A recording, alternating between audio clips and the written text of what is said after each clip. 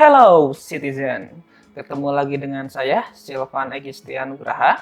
Pada pertemuan hari ini kita akan membahas Kedaulatan Negara Kesatuan Republik Indonesia bagian pertama.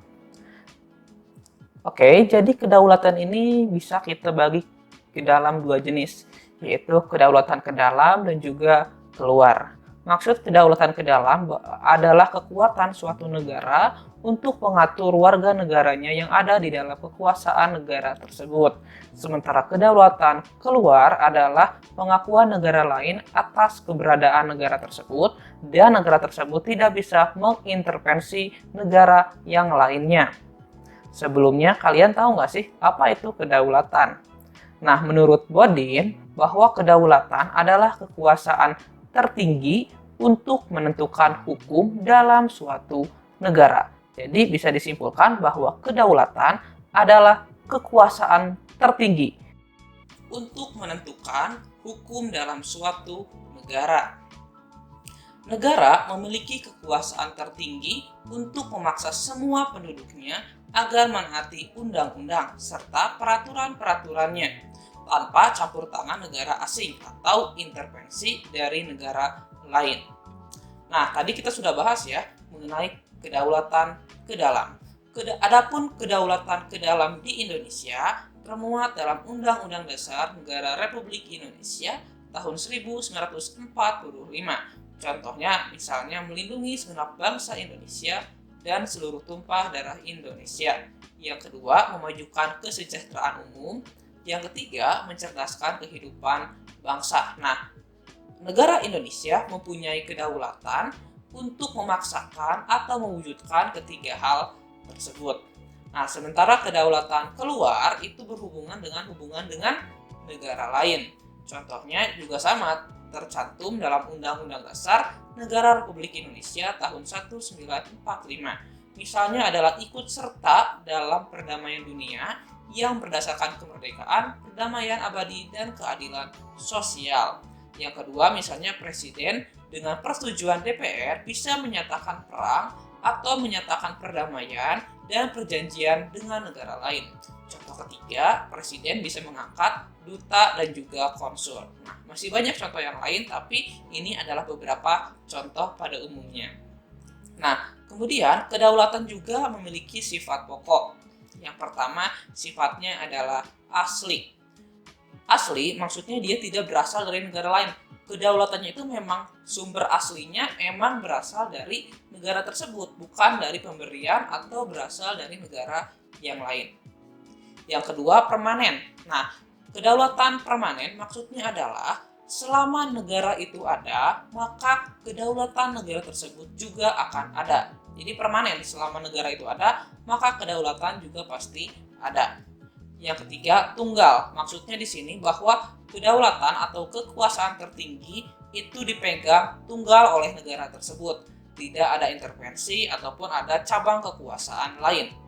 Yang keempat, tidak terbatas. Maksudnya, kedaulatan suatu negara tidak bisa dibatasi oleh kedaulatan yang lain. Misalnya, kedaulatan Indonesia tidak bisa dibatasi karena adanya kedaulatan negara Malaysia, misalnya Vietnam, Thailand, dan lain sebagainya. Kedaulatan negara Indonesia selama di daerahnya tidak terbatas oleh lembaga atau negara yang lainnya. Berikutnya, terdapat beberapa teori kedaulatan.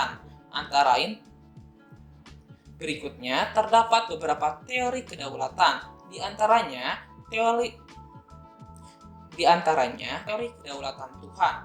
Kemudian ada teori kedaulatan raja, teori kedaulatan negara, teori kedaulatan hukum, dan teori kedaulatan rakyat. Kita akan bahas satu persatu dimulai dari teori kedaulatan Tuhan. Nah, teori ini beranggapan bahwa raja atau penguasa memperoleh kekuasaan tertinggi itu dari Tuhan.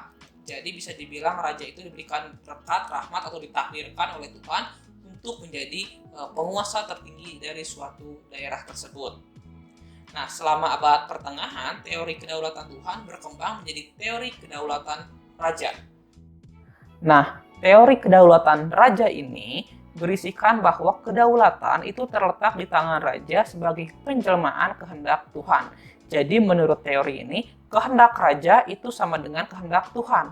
Apa yang diinginkan raja, apa yang diperintahkan raja itu merupakan kehendak atau perintah dari Tuhan. Berikutnya ada teori kedaulatan negara. Kekuasaan pemerintah itu bersumber dari kedaulatan negara. Negara dianggap sebagai sumber kedaulatan yang memiliki kekuasaan tidak terbatas. Negaralah yang menciptakan hukum. Kemudian ada teori kedaulatan hukum. Kekuasaan hukum merupakan kekuasaan tertinggi di dalam negara. Kekuasaan pemerintah berasal dari hukum yang berlaku. Jadi ini kebalikan dari teori kedaulatan negara. Kalau teori kedaulatan negara, kedaulatan itu berasal dari negara itu. Sementara kalau teori kedaulatan hukum, kekuasaan itu berasal dari hukum yang mempengaruhi pemerintahan atau negara. Berikutnya ada teori kedaulatan rakyat. Nah, dalam teori ini, rakyat sebagai pemegang kekuasaan tertinggi yang memberikan sebagian hak-haknya kepada penguasa untuk kepentingan bersama.